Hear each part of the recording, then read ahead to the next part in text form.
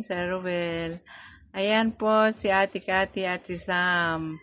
Nadalaw dito sa akin, galing silang Bulacan. Ngayon, nangungumusta po sa inyo. Kaya, ayan, kinunan ko sila para i-update ang kalagayan nilang mag-ina. O, ayan, Sam. Anong masasabi mo, Sam, kay Sir Ruel? Salamat po sa gamot. Kumustahin mo Salamat siya? po sa gamot po. Sa inyo po. Sa tulong niyo po. Napadala niyo pera. Sa lahat-lahat po. Nakakatulong kayo Sa sa tulong, akin. nakatulong niyo po sa akin. Maraming salamat. Maraming salamat po. Sa inyo po. Ayan, tingnan mo yung kamay mo at wala na masyado sugat. Wala Magaling na ka po. Makinis na po. Ayan, makinis na Pati Sir po Ruel yung yung ulo. pati sa kanyang ulo. Wala na po yung mga tainga niya, pati po mukha niya. Okay na po siya. Sa likod na lang po dito, medyo may ilang piraso. Ayan, yung binti niya, wala na rin sugat. Wala na po. Wala na po.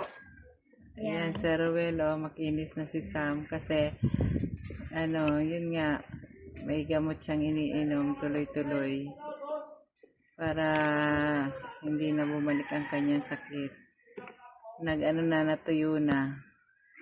Kaya pati sa ulo niya, hindi na siya nagsusugat. Hindi na siya nag-jacket pati. Na siya, hindi na siya nahihiya sa kalagayan niya dahil magaling na yung mga sugat-sugat niya. Nagamot na at may gamot siyang iniinom lagi sa araw-araw. Dahil sa counting ni Ate Cathy, sweldo, pinagkakasya-kasya nila yung pera para makainom lang si Sam ng gamot. Ayan, Ate Cathy, ikaw naman. Sir, salamat po sa inyong tulong kay Nariel po, kay Sasi. Hindi ko po yun makalimutan kung wala po kayo. Ay wala din po kami pambili ng gamot. At gumaling na po siya. Salamat po sa Diyos. Sir, lagi po kayong mag-ingat dyan. Kasi kailangan po kayo ng mga taong nangangailangan sa inyo. Kaya sana pagpalain kayo ng Panginoon at laging malusog po, sir.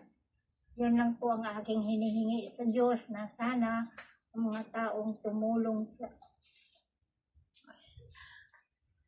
sana po yung mga taong tumulong po sa inyo ay sana po yung mga taong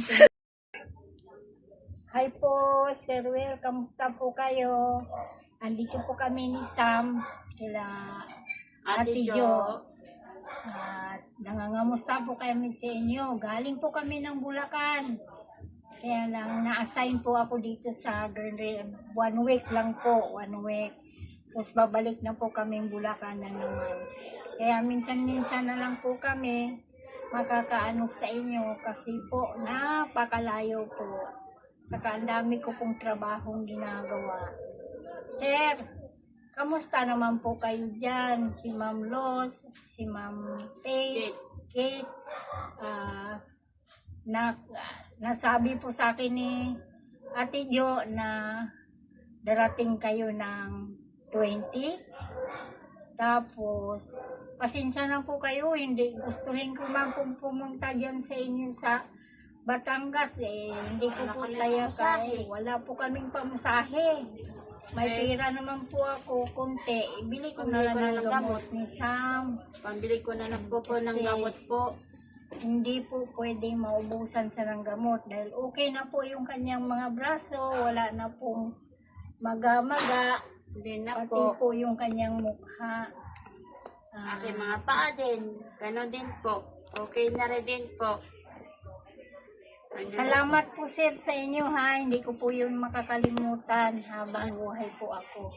Maraming salamat sa inyo. Salamat sir, sa itulong niyo po congrats sa po akin. sa bahay ninyo. Napakalaki sir. Ang Ang ganda. ganda sir. Sana all. Sana all po. Ah, Congrats. napanood ko rin po kayo sa vlog nung nasa ibang bansa po kayo. Yung may, ano ba yun, may gira?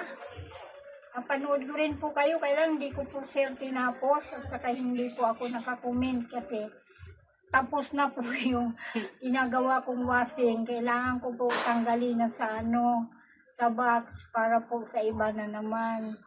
Busy po ako talaga. Pasensya na po kung ngayon lang kami nakakaano sa inyo. Sana po magpagaling din po kayo dyan. Alam ko po nagkasakit din kayo eh. Mag-iingat po kayo. Maraming salamat po sir. Sana sir, kung may pamasahe lang po kami, pupunta kami dyan. Kaya lang po, ang mahal ng pamasahe. Kaya wala po akong pera doon. Pasensya na lang po. Malay mo sa ibang pagkakataon po, magkita tayong muli po. Sana Saka, po. nagpapasalamat din sa Sam sa mga tulong ninyo. Hindi namin po yun makakalimutan kayo. Opo. Habang po kami ay buhay. Kung hindi dahil po sa inyo, si Sam, madami pa rin siyang sakit Sugat. sa katawan, sugat, Ngayon? lagnat, ubo, ganun po ang nangyayari sa kanya. Pero ngayon po sir, wala na po, malinis-linis na siya ng kunti. Meron Okay. pong kunti sa likod, pero okay na po yun kasi nagbabalat na. Kaya nagpapasalamat po kay Lord na hindi po kami pinabayaan ng mag-ina. At sa mga tao pong tumulong sa amin, maraming salamat po sa inyo, kay Ma'am Percy, maraming salamat po. O ikaw naman magpasalamat. Sam, ano masabi mo? Advice ko sana sana gumaling din ako agad-agad para makakabili ulit po ako ng gamot.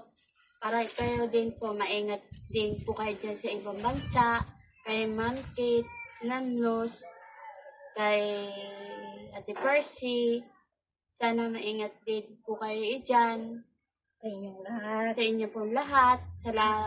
Salamat po sa itulong niyo po sa ako. Salamat po sa imo. Thank you po. God bless po sa inyo po. Maganda po ang bahay niyo po. Ang laki sir ng bahay ninyo.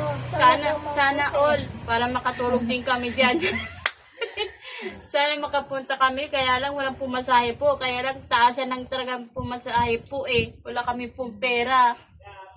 Gugustuhan pa namin sana Hindi lang bakasyon. Wala Sa po eh.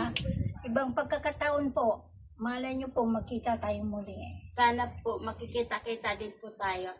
Mahaba naman po ang panahon eh. Malay mo po, makaipon kami ng Opo. paalkansa po. Kansa. Sa ngayon po, medyo hindi pwede talaga pong mawalaan siya ng gamot. Gawa nga po kung wala yung gamot po, babalik yung sakit niya. Okay naman po kasi lahat ng bawal, pinagbawal na sa kanya. Hindi na pwedeng kainin. Hindi po. Kaya salamat na lang po talaga. Wala ko ibang masasabi po, Sir Ruel. Maraming salamat sa iyong pamilya. At hindi ko kayo makalimutan habang buhay. Thank you po. Thank you po. God bless po. Bye-bye.